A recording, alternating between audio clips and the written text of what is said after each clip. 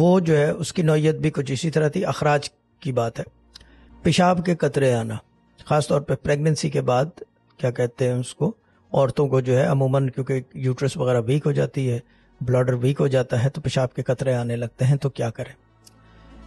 آدمیوں کو بھی یہ مسئلہ درپیش ہو جاتا ہے ایج کے ساتھ ساتھ, ٹھیک ہے نا. اگر پروسٹیٹ کا مسئلہ ہو تو پیشاب کے قطرے آنا, پیشاب نہ رکنا, آل آف دیز تھنگس.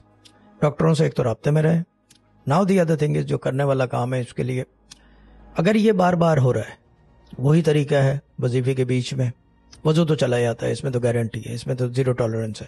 چیز یہ ہے کہ اگر یہ بار بار ہو رہا ہے تو اس کے اندر وظیفہ تو نہیں کیا جا سکتا, کیونکہ باقاعدہ ناپاکی ہو گئی ہے فزیکل فارم میں, ان دا فارم آف لکوڈ, تو اس کا مطلب آپ ناپاک ہو گئے, کپڑے ناپاک ہو گئے, تو وظیفہ تو نہیں ہو سکتا.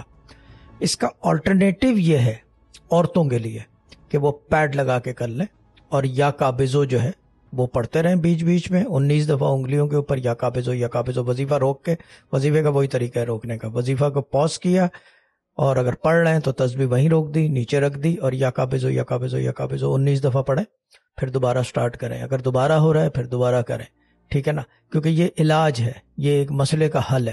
اور اگر یہ بار بار ہو رہا ہے, میں تو بولوں گا اگر ایک دفعہ ہو رہا ہے وظیفے کے بیچ میں, تو پھر آپ ایڈمن سے رابطہ کریں, وہ آپ کو اس کے لیے وظیفہ دیں گے کہ یہ قطرے آنا بند ہو جائیں گے. وظیفے سے پہلے کچھ پڑھوائیں گے, تو پھر وہ جا کے روکے گا, وہ سسٹر ظاہرہ کو بتانا ہے کہ کیا پڑھوانا ہے.